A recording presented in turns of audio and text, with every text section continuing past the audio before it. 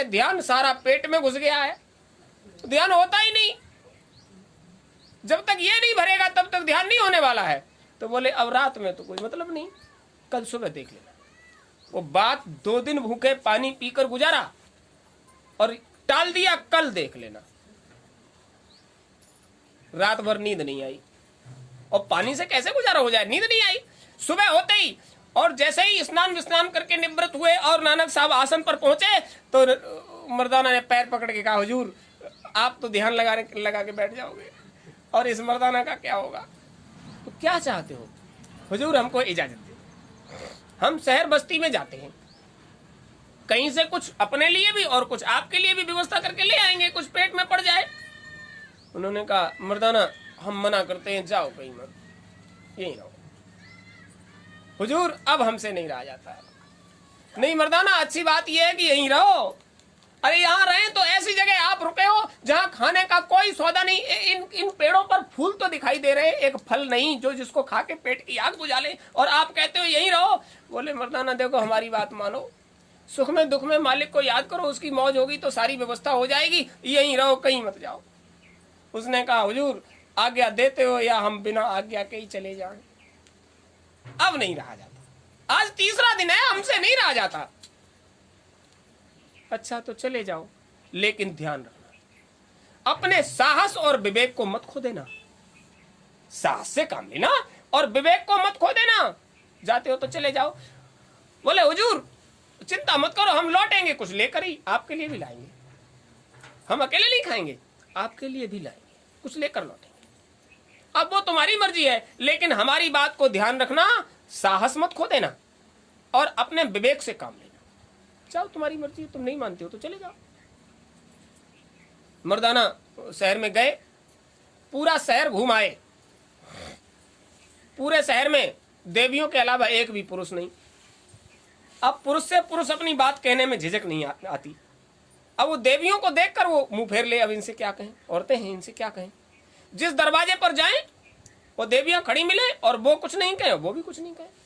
पूरी बस्ती घुमाए। जब तुमने मुंह से कुछ कहा ही नहीं तो कोई क्या मदद कर दे तुम्हारी, और अपनी तरफ से कोई कुछ कहे नहीं। सामने देखा बहुत बड़ा फाटक, अरे ये तो किसी का महल है। आज भी ये परंपरा है, किसी के दरवाजे पर जाओ तो लोग स्वागत करते हैं।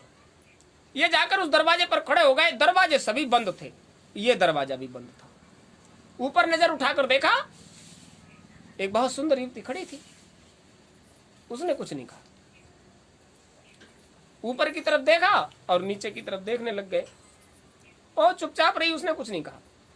विचार करने लगे, पूरी बस्ती घूम आए, महल के दरवाजे पे खड़े हैं, लेकिन कोई ये पूछने वाला नहीं तुम भूखे हो कि प्यासे हो।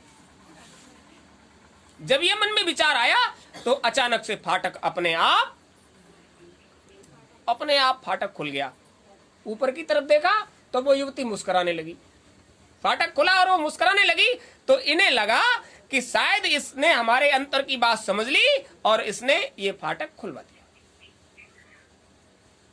देखा एक कालीन लुढ़कता हुआ आया और मर्दाना के पैरों तक आकर रुका।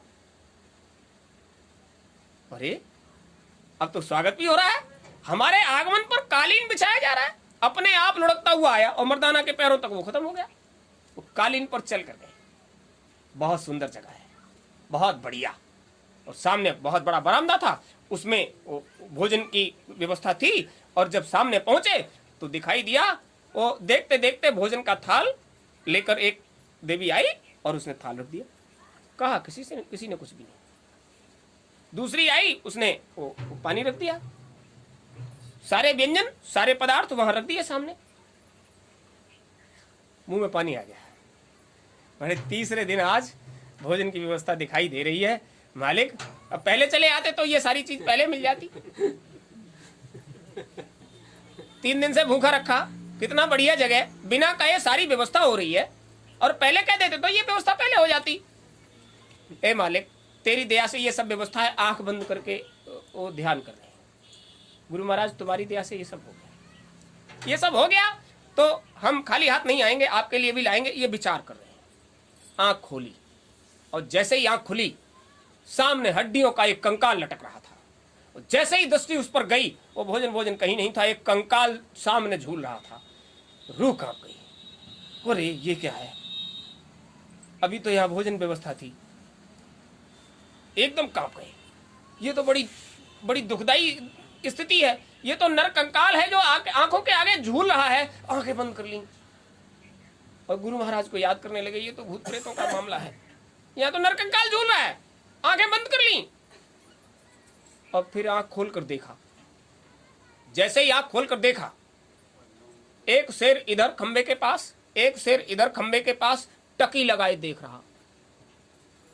खंबे, दो खंबों के पास दो शेर बैठे हैं। अब तो समझ गए कि भोजन का दिलासा दिया और आज हमारा ही भोजन। दो दो शेर सामने हैं, आज तो बस गई गाड़ी, अब तो मरना ही है। तब तक नजर गई कि दोनों शेरों के गले में जंजीर और वो जंजीर खंभों से बंधी हुई है, लेकिन जंजीर तोड़कर नहीं खा लेंगे। एकदम से भाव बदले, ये शेर जंजीर तोड़कर हमें नहीं खा लेंगे। मालिक, शेर तो है लेकिन बंधे हैं, प्राण बच गए। अभी भी कोई भी चेत नहीं आया अंतर मन को कि ये सब क्या देख रहे हैं, बिल्कुल चेत नहीं आया। ये सारा दृश्य आंखों के आगे गुजरा। आंख बंद की और फिर से खोला। वही सुंदरी जो ऊपर खड़ी हुई ताक रही थी, वो सामने भोजन प्रसाद हाथ में थाल लिए और वो कह रही थी, अरे आप कहां खो गए, ये ख्वाब सपने देखना दूर करो, आप आ ही गए हो तो पहले भोजन करो, भोजन करो। उसने बिठा लिया और बिठाने के बाद वो सारे पदार्थ सामने रख दिए।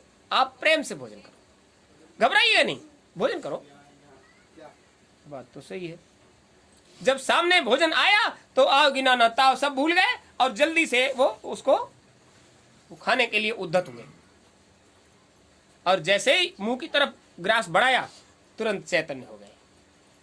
हम गुरु महाराज से कहकर आए थे, आज तक हमने कभी गुरु महाराज को बिना खिलाए भोजन नहीं किया है। और बाहरे पेट की भूख, मालिक का ध्यान भी नहीं किया और तुम खाने के लिए उद्धत हो गए, हाथ से रख दिया। उस देवी ने पूछा, क्या हो गया, खाओ ना। आप पहले अतिथि ऐसे हो जो वास्तव में भूखे हो और हमें भोजन कराने का अवसर मिला है, तो खाओ ना, इसको खा क्यों नहीं रहे। बोले, देखो भैया, हम भोजन तब करेंगे जब अपने गुरु महाराज को करा दें। एक थाली और लाओ, भोजन पहले गुरु महाराज को देकर आएंगे। युवती ने कहा, नानक साहब आपके गुरु हैं? आपको कैसे मालूम? अरे तुम इस क्षेत्र में कहीं भी चले जाओ, हमारे अनुचर सब जगह लगे हुए हैं और हम जान रहे थे कि तुम नानक साहब के शिष्य मर्दाना हो, तुम भूखे हो और तुम बिना गुरु के खिलाए नहीं खाते, इसीलिए तो हमें देर लग गई, क्योंकि पहले हमने भोजन नानक साहब के लिए भेजा है, हमने भोजन उनके लिए भेज दिया, आप भोजन करो। अरे ये तो बहुत होशियार है और बड़ा अच्छा स्वागत कर रही है, और जब गुरु महाराज के लिए भेज ही दिया है तो खाने में कोई बुराई लग गई। दोनों हाथों से खूब खाया और वो प्रेम से परोसती रही और ये प्रेम से खाते रहे। भोजन कर लिया और उसने ऐसे इशारा किया, महाराज भोजन करने के बाद थोड़ा विश्राम कर लेना चाहिए, भोजन करने के बाद थोड़ा सा विश्राम कर लेना चाहिए। अब जब नजर गई तो बहुत सुंदर पलंग पड़ा हुआ था, वो उसने इशारा कर दिया, विश्राम कर लीजिए। तो क्या बोले, देवी जी, हमारे गुरु महाराज ने कहा है 2 चीजों का ध्यान रखना, एक तो साहस मत खो देना और विवेक से काम लेना। तो उस देवी ने ये कहा, ये बताइए इसमें साहस खो देने वाली और विवेक से न काम लेने वाली कौन सी बात है?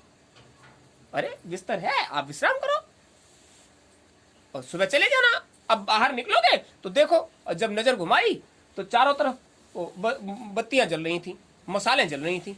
अब तो रात का अंधेरा है, घने अंधकार में तुम वहां जहां नानक साहब है वहां तक जाओगे, तब तक जंगल का कोई जीव तुमको खा लेगा, कैसे पहुंचोगे वहां तक? रात हो गई है, विश्राम करो, हम आपकी सेवा करते हैं, आप तकलीफ ये मन से निकाल दीजिए। कोई बात नहीं, आप कहते हो तो सो जाते हैं। हम सत्संग में हैं। लेट गए, नींद आ गई, सुने हो का? सो गए, कोई परेशानी नहीं, तो सही है। बहुत अच्छी नींद आई रात को। सुबह सोकर जागे तो वही बात, इसने कह तो दिया था कि हम गुरु महाराज के लिए ये सब व्यवस्था कर रहे हैं। उसने कहा देखो भाई, हमारे यहाँ का नियम है, कोई भी व्यक्ति आ तो सकता है हमारी इजाजत के बिना, लेकिन जा नहीं सकता। मिश्रा जी, भोपाल जा तो सकते हो, लेकिन उधर से जब तक इजाजत नहीं मिल जाएगी तब तक लौटकर फंसे रहे बहुत लंबे समय तक। यही नियम है इस संसार का। इस संसार में किसी के यहाँ जाओ और बिना मिले चले आओ तो मामला, तो हमसे मिलकर भी नहीं गए। तो बोलो क्या करें? उसने कहा स्नान करो, भोजन व्यवस्था है। जब स्नान करके आए तो वहां अंगूर के रस से भरा हुआ एक पात्र और एक गिलास रख दिया गया, इसको पी लो, इसको पियो। क्या बोले? ये पदार्थ महात्माओं के लिए, अरे ये रस भोग तो आप गृहस्थ लोगों के हैं, हम इसका सेवन नहीं कर सकते। बोले नहीं, ये तो अंगूर का रस है। मर्दाना ने कहा अंगूर का रस का मतलब ये मदिरा है, जिसे महात्मा से जुड़े हुए जीव कभी पसंद। अब वो बार बार कहे मदिरा नहीं है, अंगूर का रस है। बोले ये अंगूर का रस आपको मुबारक। नहीं, तो तुम्हारी मर्जी। इतना कहकर और वो सामने से निकली और थोड़ी दूर तक दिखाई दी, चली गई। अब मर्दाना ने विचार किया, अगर हम गुरु महाराज के पास नहीं पहुंचते हैं तो जरूर कोई न कोई संकट हमारे सामने आने वाला। अब बेचारे दरवाजे दरवाजे जाएं और खींचें दरवाजा, सारे दरवाजे अंदर से बंद, और एक भी दरवाजा नहीं खुल रहा। खटखटाएं भी, खींचे भी और बंद हो गए। पीछे से फिर आवाज आई, आपको यहां किस बात की तकलीफ है? सुंदर भोग, जो चाहो सो करो, आजाद हो, कोई परेशानी की बात नहीं है। क्या बोले? हमें सबसे बड़ी परेशानी है कि जब से हम गुरु महाराज से दूर हुए अब तक हमने उनका दर्शन, और बिना गुरु महाराज के दर्शन के हमको चैन नहीं मिलेगा। तो क्या कहा? क्या बोले? सीधे से कह रहे हैं, सुनो भाई कान खोल के, हमने उनको बुलाया है। हमने चढ़ाए गए, तुम चढ़ाए दीजिए।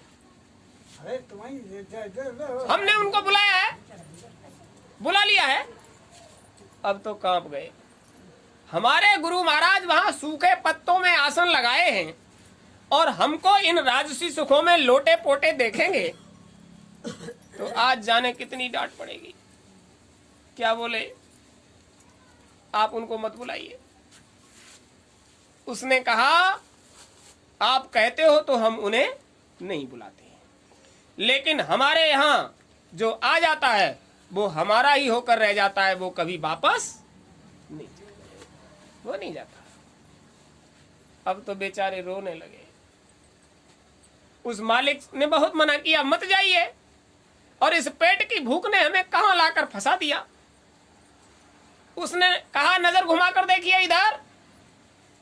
जब नजर घुमा कर देखा तो तमाम बंदी खाने थे, जिनमें छोटे बड़े महात्मा, सभी तरह के जीव जंतु जो उधर आ गए थे सब कैद खाने में पड़े थे। जब तक हमारी मर्जी से रहोगे आप यहां रह सकते हो, जो खाओ हम व्यवस्था करेंगे, जैसे रहना चाहो व्यवस्था करेंगे, लेकिन बिना हमारी मर्जी के हमारे इस महल के बाहर कोई नहीं जा सकता। फंस गए बेचारे, बैठ गए। अंतर में गुरु महाराज को याद किया, मालिक आपने तो बहुत मना किया था, अब हम खूब साहस जुटाते हैं लेकिन इसका सामना नहीं कर पा रहे हैं, और खूब विवेक से काम लेते हैं, दरवाजा खुलता नहीं, निकल के कैसे आए? दरवाजा खुलता नहीं, और अब ये तो हमारे सामने मालकिन बनकर खड़ी हो गई है, तो इसकी मर्जी के बिना कुछ कर नहीं सकते। पूरी रात मनाते रहे, मालिक अब रक्षा कर लीजिए, अब रक्षा कर लीजिए। संत मत के सहारे चले थे और माया के देश में आकर फंस गए। अब हमारी संभाल नहीं होने वाली, मालिक रक्षा कर लीजिए।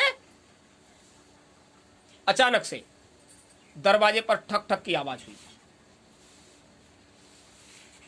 ऊपर से आवाज लगाई उस देवी ने, कौन हो? ऊपर की तरफ देखा तो जड़वत रह गई। जैसे ही दृष्टि पड़ी नानक साहब की, वो महारानी जैसे पत्थर की मूर्ति हो ऐसे खड़ी रह गई। नानक साहब ने दृष्टि मात्र से कहा, नीचे उतर कर आइए देवी जी। तो नीचे उतर आई। उसकी बिना इच्छा के दरवाजा नहीं खुलता था, और जैसे ही वो नीचे उतर कर आई, दरवाजा अपने आप खुल गया और सामने देखा वो पलंग पर विश्राम कर रहे थे मर्दाना, और वो देवी पास में खड़ी थी। चलकर आए, जैसे ही सामने चलकर आए, मर्दाना की तो सिट्टी पिट्टी गुम हो गई। अब क्या कहें, तुमको वहां सूखे पत्तों में भूख प्यास से तड़पते छोड़ आए, और हम यहाँ ऐसो आराम का जीवन जी रहे हैं। उठे और दौड़कर नानक साहब के पैरों पे गिर पड़े। हुजूर, नानक साहब ने कहा, कुछ मत कहिए, कुछ मत कहिए। उस देवी से कहा, यह हमारा अपनाया हुआ जीव है, इसलिए हम इसको ले जा रहे हैं। उसने कहा, हमारे महल के अंदर से आज तक ऐसा कोई ताकतवर नहीं निकला जो हमारे बंदी को छुड़ाकर ले जा सके। तो नानक साहब ने कहा, तेरी मर्जी, तू इसको रोक ले। मर्दाना को आगे कर लिया, पीछे खुद हो गए। चलो मर्दाना। कटे कट चले आए। खट खट खट खट, मर्दाना लपके, निकल लो, जाल में फंस गए हो, मालिक बचाने आया है तो बच लीजिए। और वो अपना सारा इल्म लगाती रही और नानक साहब के जीव को रोक नहीं, वहीं आकर बैठ गए। अब मर्दाना की नजर ऊपर नहीं हो रही। नानक साहब ने कहा, क्या क्या खिलाया? बोले, हुजूर व्यंजन तो बहुत खिलाए।